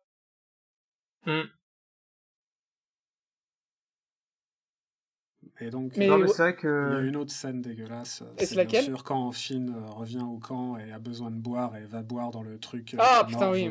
Voilà. Mais ça, c'est du comique. Ça, c'est du comique, c'est pas du sérieux, toi. Ah, mais c'est dégueulasse. Ah, si, il y a une autre scène dégueulasse. C'est quand il y a un caméo de toute l'équipe de The Raid et ils servent à rien, ils se font bouffer. Voilà, ça, j'étais en mode, oh putain, mais. Ah putain, mais c'est quel moment ça ? Oui, bah c'est quand ils sont poursuivis par les Pac-Man là, je sais pas comment ça s'appelle là, les sortes de gros machins avec des tentacules, on dirait des beholders dans D&D là. D'ailleurs, scène aussi dégueulasse mais cool, lorsque le machin il est sur le Faucon Millennium et puis qu'il part en vitesse lumière et que le machin se fait disloquer en morceaux ça sur c'était le très pare-brise. satisfaisant effectivement. Ça j'ai beaucoup aimé. Même si le monstre grignote du pare-brise et je suis pas en mode tu pars vitesse lumière avec des fissures sur ton pare-brise, t'inquiète pas mon con que le Carglass il peut pas le réparer hein. Bah, techniquement il grignote, c'est bizarre parce que le sound design nous donne des sons de bruit qui se cassent un petit peu. Oui. Mais littéralement, quand il décolle de la planète pour échapper aux Stormtroopers au début, le vaisseau, il bouffe le sol au tout début, et après, les gars, ils bouffent des arbres et des arbres et des arbres, et le vaisseau, il a rien. Donc, faudrait m'expliquer quel... Oui, non, mais c'est comme les blasters. Les blasters, genre, ça touche une fois sur ton vaisseau X-Wing, il peut bouger, c'est mort. Mais s'il touche plusieurs fois ton X-Taille, oh, ça va, il peut encore tourner, y a pas de problème. Bah, et à l'inverse, le vaisseau X-Wing, quand ils sont pris, prisonniers tu sais, sur le réservoir. Et puis, le gars, depuis son X-Wing, il tire sur un soldat juste à côté des prisonniers. Oui. Et non, ça, voilà, il fait un bond de 1 mètre en arrière, mais les gars à côté, ils ont rien, tout va bien. Comme c'est... Bah oui, ça, c'est la le problème, magie. c'est qu'on a l'impression d'être des nerds de merde avec nos grosses lunettes. Non, mais en fait, c'est pas logique parce que à 4,99 selon le roman 4, mais en fait, c'est juste une accumulation de petits détails qui me fait tiquer en fait et qui fait sortir du film. Enfin, pas forcément sortir du film, mais je suis en mode putain, mais genre ça peut se résoudre facilement en plus. C'est ça, c'est une relecture finale qui n'a jamais été faite. Il y a plein de petites conneries comme ça qui auraient eu besoin d'être modifiées, et non. Oui. Ouais, mais au final, il y aurait plein de petites modifications par-ci par-là. Le film, il aurait été mieux que ce qu'on a là. Oui, Bah, il y aurait quand même eu les problèmes fondamentaux, sauf que moi, je reste persuadé que les problèmes fondamentaux, ils sont là parce que il y avait la double mission de 1, faire Star Wars 7, et 2, de faire pour les kids. Et je pense que rien qu'avec ça, en prémisse, c'était forcément ça allait merder, donc...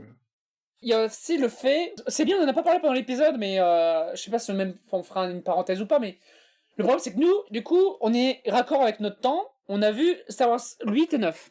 Donc nous, on sait que tout ça va être inutile de merde, que, en fait, Luke, il en a rien à foutre, que le Temple Jedi, en fait, c'est juste un arbre paumé dans le Périgord, en Irlande, et que... Le Périgord en Irlande, c'est beau, ça. L'Irlande, c'est vaste, hein. Et je suis parisienne, moi je connais pas vos régions à vous là. Mais que Finn va servir à rien sur toute la putain de saga, que Poe, bah bon il est BG mais il y a plein de problèmes, que Palpatine va revenir, bordel de merde. En fait on sait que cette saga c'est de la merde, mais à l'époque je peux comprendre qu'on l'aimait parce que ça nous promettait quelque chose. C'est un peu en mode bon, les bases c'est ta maison en bouse. Tu sais c'est comme quand tu lances Minecraft, tu fais une maison en bouse, mais c'est plutôt l'entrée. Après, tu feras ton château, machin derrière, qui va se faire défoncer par des creepers, mais ça c'est plus tard. Là, on est sur notre plan en base en bouse. Maison avec des petites cartes, Et, oui, c'est ça, et tout le monde est content. Sauf que maintenant, on est 10 ans plus tard, moi j'ai fini mon lycée, genre j'étais au lycée quand je suis allé voir cette merde, et qu'est-ce qu'on a, quoi? Justement, on a toutes les séries, on a tout le reste, quoi. Mais effectivement, cette trilogie-là... pas ouf. Dans le 9, au final, c'est ce que là tu parlais de Palpatine qui revient. En fait, ça c'est un truc que tu comprends si tu connais le lore de Palpatine. Je crois qu'il est peut-être mentionné dans Clone Wars, je sais plus trop où, ou dans d'autres trucs où on te dit qu'en fait Palpatine on a fait des clones de lui un peu partout dans l'univers. Sauf que il me semble pas que dans le 9 ça a été un truc dont on ait parlé à un seul moment. Non, moi, parce que la preuve de moi qui regarde le 9, Palpatine arrive, genre mais d'où tu sors mec en fait? Bah il fallait jouer à Fortnite. On en revient à ce que je disais tout à l'heure, c'est je déteste. Exactement. Ça, mais oui, mais en fait, on doit l'apprendre. Mais non, montre-nous. Non, mais de toute façon, c'est devenu limite de toute la saga Star Wars. C'était la phrase qui résume toute cette putain de newlogie, machin, je sais pas comment on l'appelle, la postologie. Somehow, Palpatine return. Oui. Alors on sait pas comment, mais il est là. Et c'est toute la saga. Même le 8. On va en parler l'année prochaine quand on fera l'anniversaire du Queen Club et qu'on fera Star Wars 8, mais genre. Putain, mais. Parlez entre vous, quoi. Bon. Ah, c'est cool. C'est dans le 8 qu'il y a un passage sur le casino, là? Oui, c'est là où c'est là où on fait leur devoir. Je vais pouvoir parler d'Akira, c'est cool. Ah putain, waouh, déjà non, quoi. Ça va être génial. Putain, j'ai hâte d'être l'année prochaine. Est-ce que vous voulez rajouter des trucs avant qu'on passe au reco? Je recheck vite fait mes notes aussi, là. Merci, Oscar Isaac, il est là, il est magnifique. Ouais, ça, hop, un bon point. Je tiens à dire que un autre mauvais point du film, c'est qu'ils ont réussi à caler un cri de Willem à un moment. Ah oui. Ça, maintenant, aujourd'hui, c'est interdit. Ah, c'est Star Wars. C'est Lucasfilm, c'est le pote à Spielberg. Pour moi, je fais mode, c'est obligatoire. Ah si, je voulais rajouter un truc avant la fin. Vas-y. On s'en fout royalement. C'est ce podcast. Je me suis fait chier à regarder ce film une deuxième fois. Et ça a été bénéfique. Ça a été bénéfique pour une seule chose. La veille d'avoir revu ce film, tu m'as fait regarder des épisodes de It's Always Sunny in Philadelphia. Oui. Et du coup, ils font exactement la même blague dans Star Wars et dans un des épisodes que tu as fait. Et si je n'avais pas revu le film, je serais passé à côté. Voilà. C'est la seule raison. Donc bien. valable et utile d'avoir revu ce film, c'est que j'ai remarqué qu'il y avait une blague qui était la même que dans It's Always Et Sunny in Philadelphia. ça, que ce soit pour tous nos éditeurs et nos éditrices, regardez It's Always Sunny in Philadelphia, c'est très très bien. Ouais.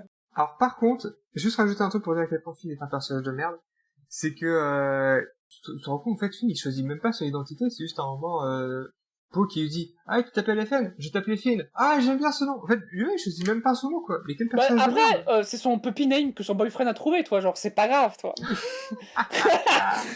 Donc ça va, it's Non. okay. Non mais le truc c'est que tu peux pas avoir un perso qui s'appelle Finster ou FN machin, il faut qu'il... Mais le truc c'est que c'est con, Ah non, mais bien sûr, mais ça aurait été bien que ce soit lui-même qui se reçoit son Oui. identité. Là, c'est même pas lui qui le trouve. Du coup, c'est pour dire à quel point le mec, de base, il y a... Putain, c'est son vrai en plus. personnage est chiant de base.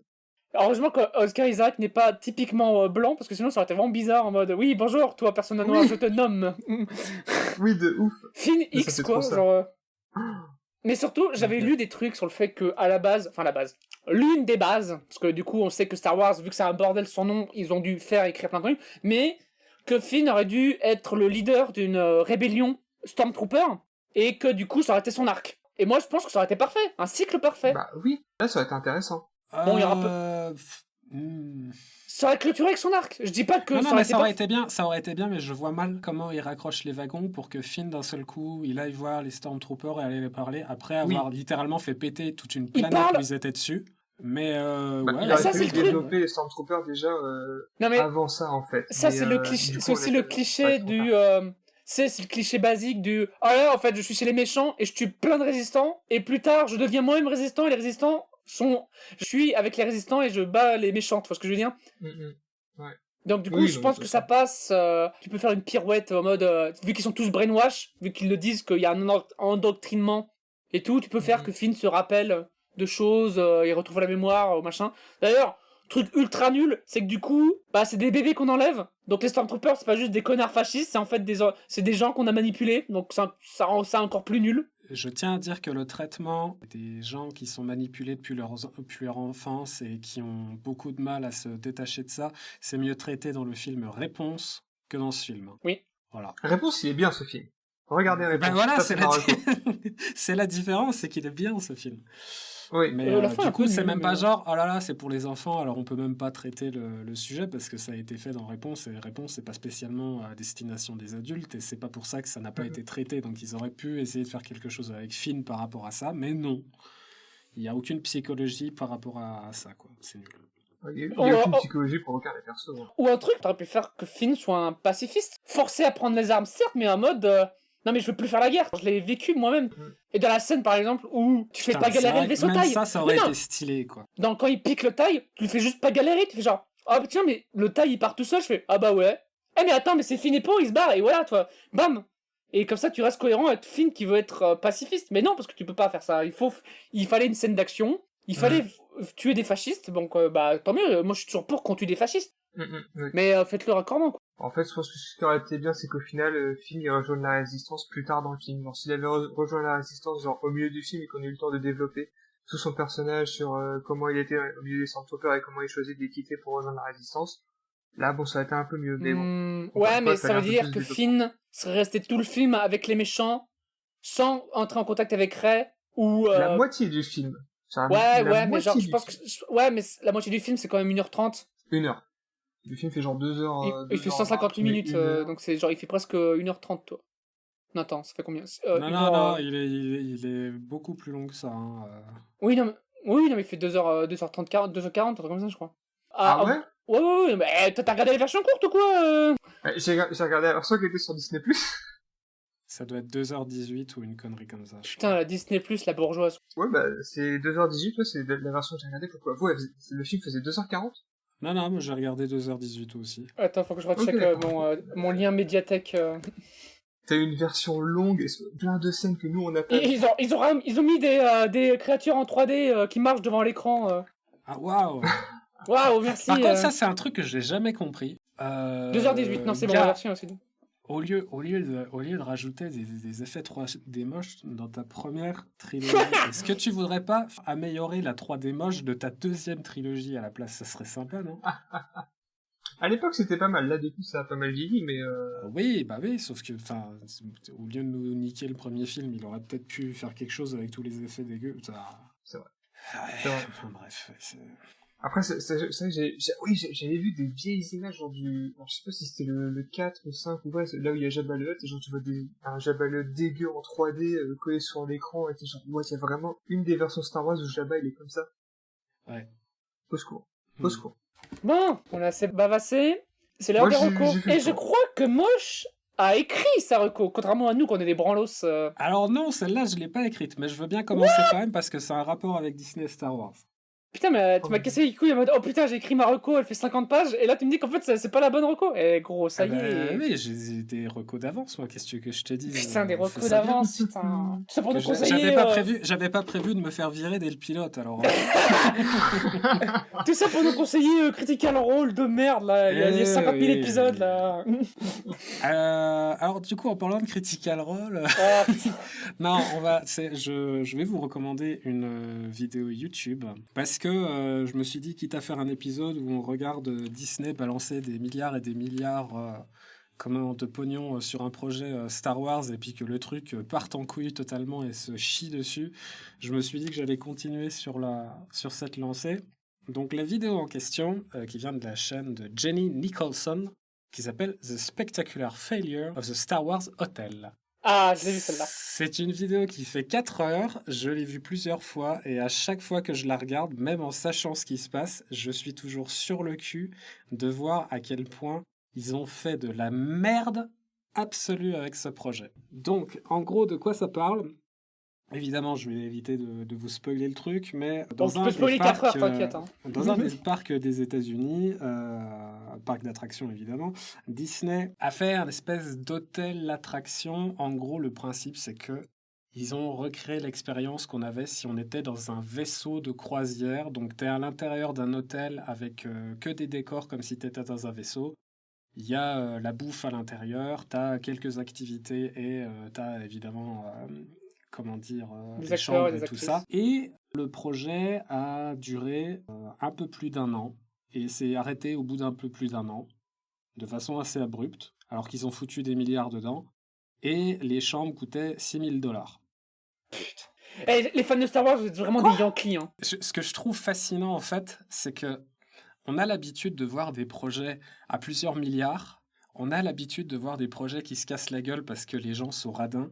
Mais là, c'est magique parce que c'est un projet à plusieurs milliards radin. Et ça, c'est très particulier.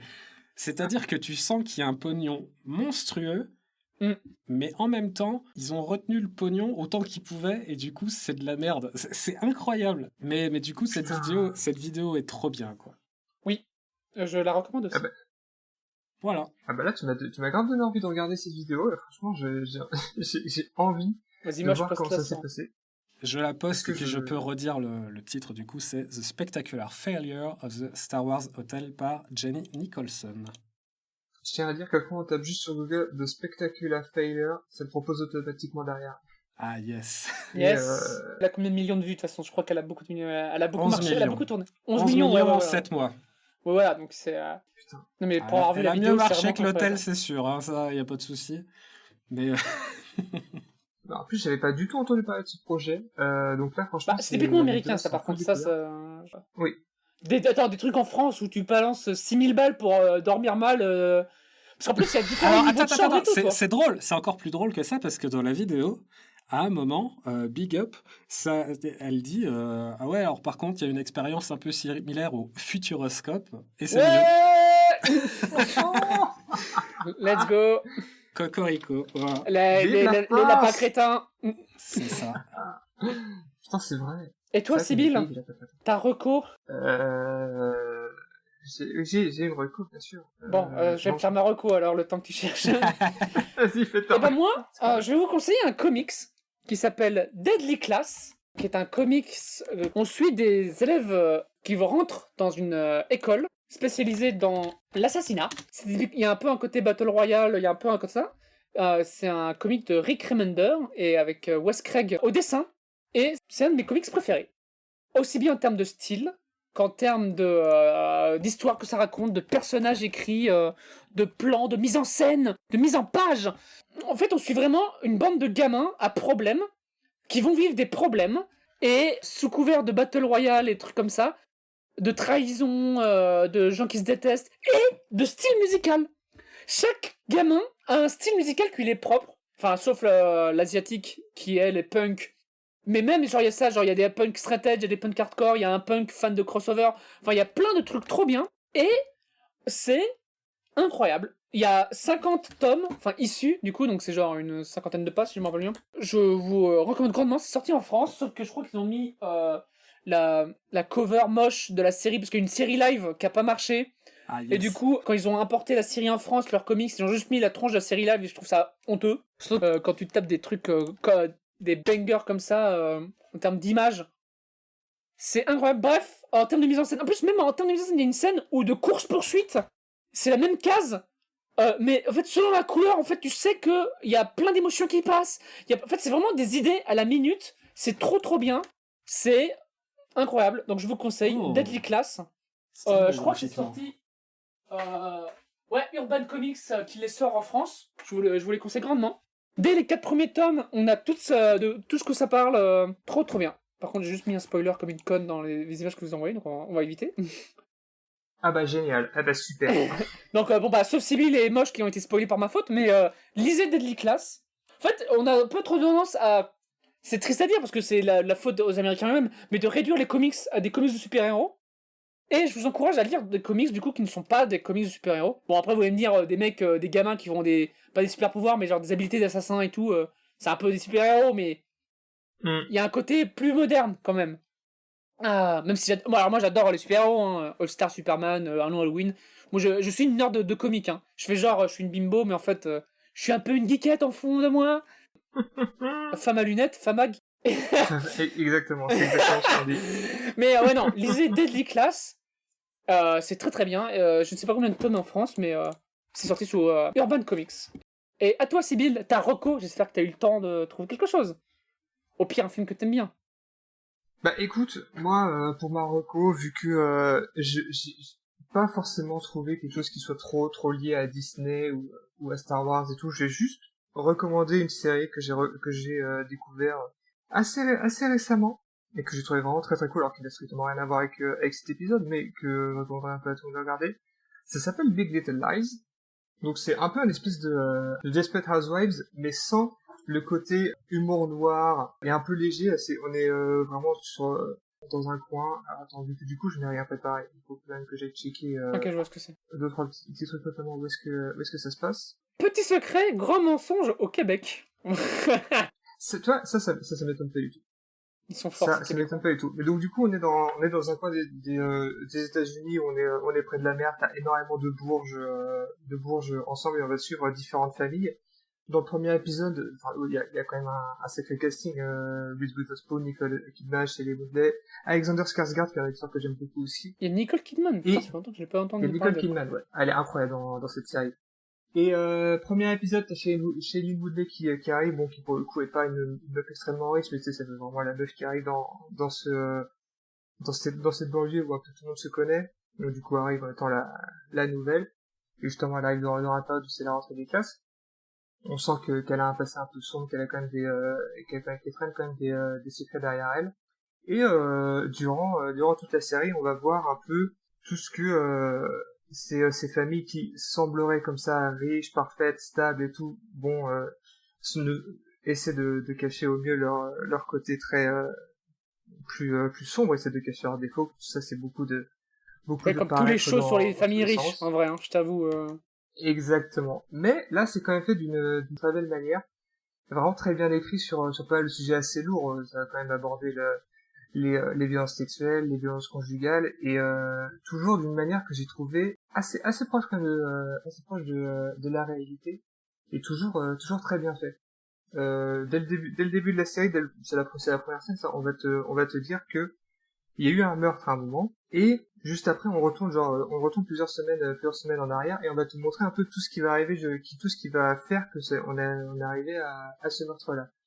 Donc durant toute la série, tu vois un peu les relations entre les différents persos, tu vois les tensions qui s'installent, tu te dis est-ce que c'est telle personne qui a tué telle personne, qui est mort, jusqu'à ce que ça arrive à la fin sur cette scène-là.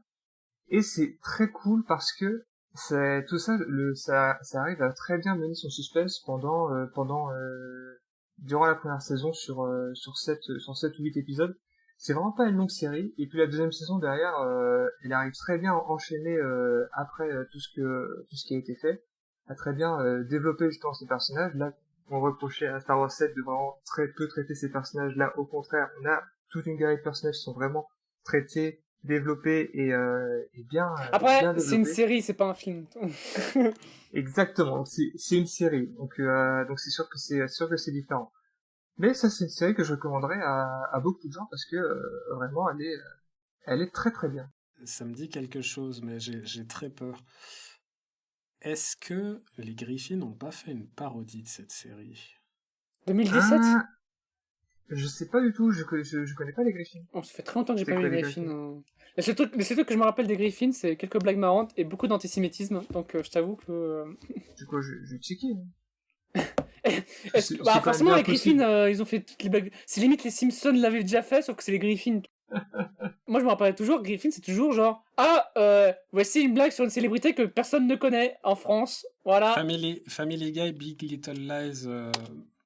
J'ai même pas fini de taper. Oui, c'est ça, mais si, si. D'accord. Bah, Ok, d'accord. Bah, littéralement, le nom de... T'as tellement bien décrit la série que sans l'avoir vue, ça m'a fait penser à ça. D'accord, ok. Ah, putain.